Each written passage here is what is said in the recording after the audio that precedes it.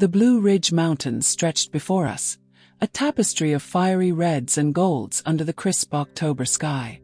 Daniel, my husband of 7 years, gripped the steering wheel of our Jeep, his hazel eyes glinting with a mischief I hadn't seen since our early days in Charlotte. At 32, I, Emily Harper, prided myself on a life as predictable as the sunrise. My marketing job, our suburban home, our weekly date nights at the local diner. But today, as we wound through North Carolina's forested hills to visit Daniel's old UNC buddy, Luke Bennett, something felt different. The air crackled with possibility, like the static before a storm. Daniel's laughter filled the car as he recounted college tales, tailgating at Kenan Stadium, sneaking into frat parties, and pranks with Luke that nearly got them expelled. "Luke's always been a wild card," he said, his voice warm with nostalgia. I smiled, picturing the free-spirited artist we were about to see. His life a far cry from our structured routine. The scent of pine seeped through the cracked window, mingling with the leather of the car seats, and I felt a flutter of excitement.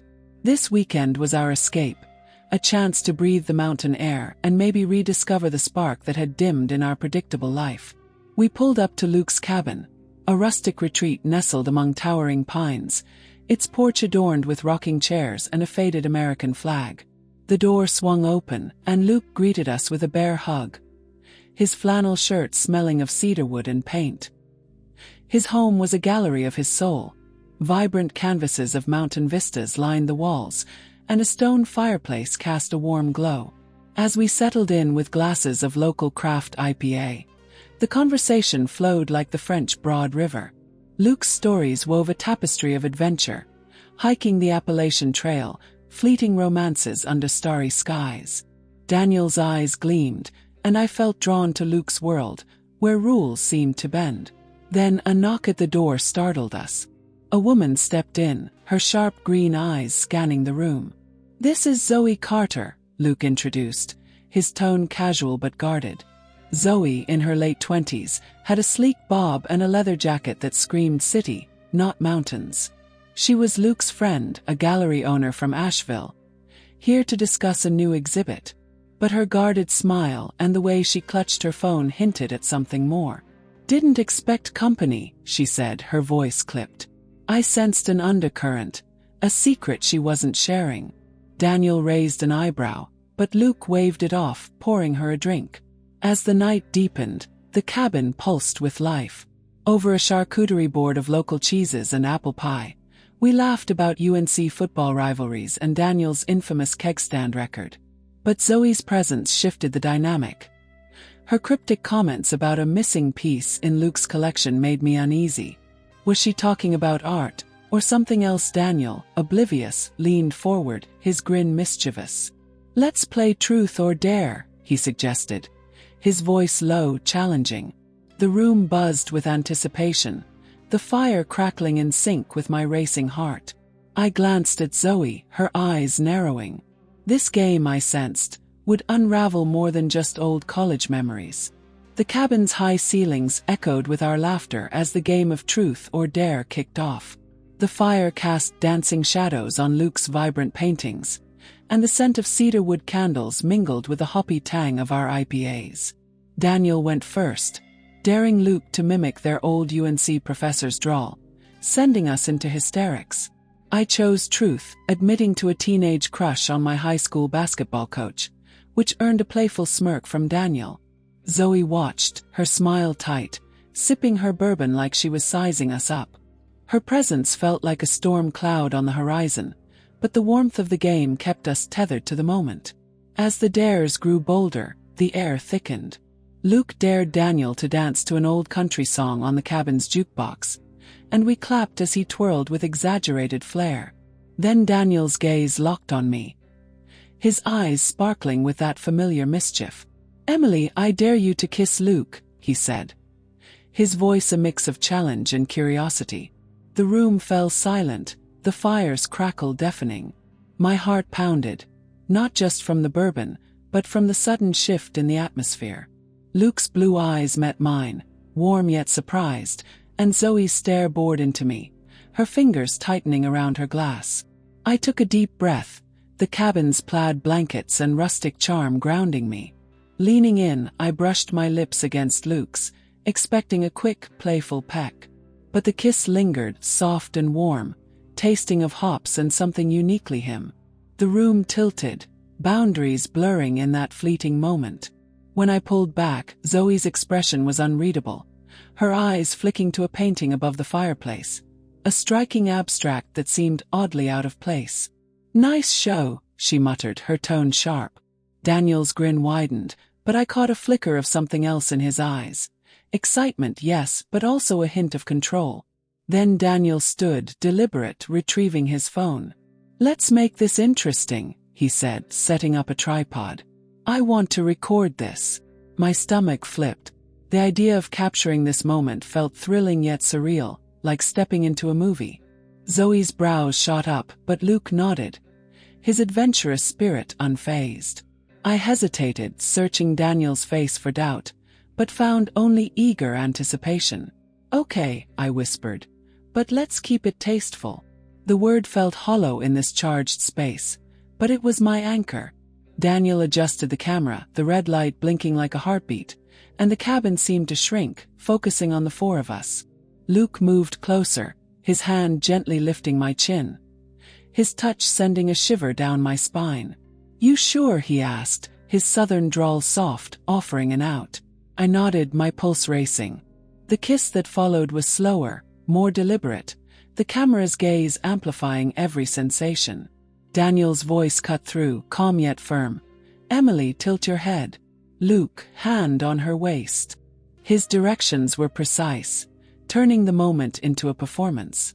Zoe watched, her silence louder than words, her eyes darting to that painting again. Was it my imagination? Or did it hold a secret she was guarding? The thrill of the moment mixed with unease, and I wondered what we'd unleashed. The cabin's air crackled with electric tension as Luke's hands rested on my waist, his touch both familiar and foreign. The camera's red light pulsed, capturing every glance, every breath. Daniel's voice guided us, his tone steady but laced with excitement. "Luke, look into her eyes." "Emily, let go." I felt exposed, not just to the lens but to the shifting dynamics of our marriage. Luke's fingers traced my jaw, his breath warm, and I responded despite myself, caught in a whirlwind of confusion and liberation. Zoe sat motionless, her gaze flickering between us and the abstract painting, her silence a weight in the room. The encounter unfolded under Daniel's direction, a strange dance of intimacy and performance. Luke's kisses deepened, exploratory, as if searching for something beyond the moment. I felt Daniel's eyes through the lens, his role shifting from husband to orchestrator. The act was brief but intense, a blur of emotion that left me breathless. When Daniel stopped the recording, his face was a mask of satisfaction, tinged with something unreadable, pride perhaps, or relief. Luke stepped back, his expression a mix of concern and curiosity. Zoe broke the silence, her voice sharp. "That painting's worth more than you think." Her words hung heavy, a non sequitur that felt loaded. I frowned, glancing at the canvas, a swirl of blues and golds, unlike Luke's usual landscapes. "What do you mean?" I asked. Zoe's lips pressed into a thin line. "Just be careful what you share," she said, her eyes locking on Luke. The moment passed, but unease settled in my chest. Was she warning us about the recording, or something else? Daniel laughed it off, pouring more bourbon, but I caught a flicker of tension in his jaw. The night wound down, and we retreated to our rooms, the cabin's creaking floors echoing my racing thoughts. In bed, Daniel's arm around me felt both comforting and foreign. I replayed the evening, the kiss, the camera, Zoe's cryptic warning. Sleep eluded me, and by dawn I was up, staring out at the misty mountains. Over coffee on the porch, the three of us, Daniel, Luke and I, sat in a heavy silence, the previous night a fog between us. Zoe joined us, her phone buzzing incessantly. "Trouble at the gallery," she muttered, but her eyes darted to Luke's studio. Daniel broke the tension, his voice steady. "Last night was something we did together, a shared experience." He admitted to long-held fantasies of pushing boundaries, the cabin providing the perfect stage. Luke shifted, apologetic. "If I overstepped, I'm sorry," he said, his drawl sincere. Daniel waved it off. "It was my idea," he clarified, his gaze on me. I felt a rush of emotions. Thrill, guilt, curiosity.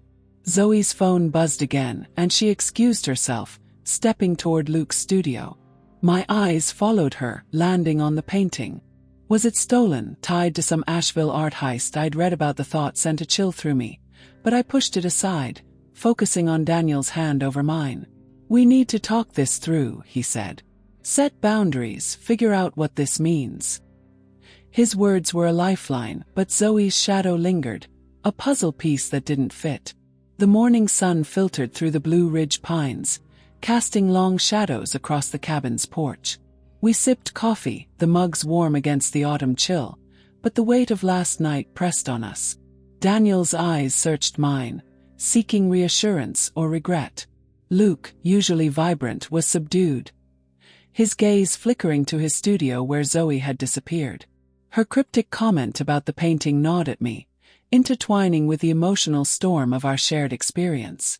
Was it just art or a clue to something darker? Daniel spoke first, his voice measured. "I've always wanted to explore more in our marriage," he admitted, his fingers tracing the rim of his mug. "Last night felt right, like we were all in it together." Luke nodded, his expression thoughtful. "I didn't expect it to go that far, but it was enlightening," he said, his southern accent soft. I took a deep breath, my words heavy. "It was intense, but it's made me question what we want. As a couple, as friends." The honesty felt raw, exposing the cracks and possibilities in our bond. Zoe returned, her face pale, clutching a crumpled note. "Luke, we need to talk," she said, her voice urgent. She glanced at us, hesitating, then handed him the paper. I caught a glimpse, scrawled words, "Return it, or they'll know." Luke's jaw tightened, and he ushered Zoe inside, leaving Daniel and me on the porch. "What's going on?" I whispered. Daniel shrugged, but his eyes were sharp, alert. The painting, I realized, was the key. I'd read about a stolen abstract from an Asheville gallery, linked to a local crime ring. Was Luke involved, or was Zoe pulling the strings? Back inside, we confronted them. Luke sighed, his hands raking through his hair. "The painting was a gift," he said. "I didn't know it was stolen until Zoe told me last night." Zoe's eyes flashed. "I'm trying to fix this," she snapped. "The gallery's under pressure, and that canvas could ruin everything." The truth spilled out. Zoe had acquired the painting, unaware of its origins, and now faced threats from the thieves demanding its return. Our game, our recording, had happened under the shadow of this secret, making me question who was watching whom. Daniel's face hardened. "We need to go to the police," he said, his marketing exec decisiveness kicking in. Zoe hesitated, then nodded. "But we destroy the recording first," she insisted. "It's too risky if it gets out." My stomach churned. Our intimate moment now tangled in a crime. We agreed, deleting the video, the red light's memory erased. But the act lingered in my heart, a mix of liberation and doubt. As we packed to leave, Luke pulled me aside. "I hope this doesn't change things," he said, his eyes earnest. I nodded, unsure what things meant now. Driving back to Charlotte, the mountains fading in the rearview, Daniel reached for my hand. "We'll figure this out," he said, his voice a promise. The cabin had been a crucible, forging new questions about trust, desire, and the secrets we keep.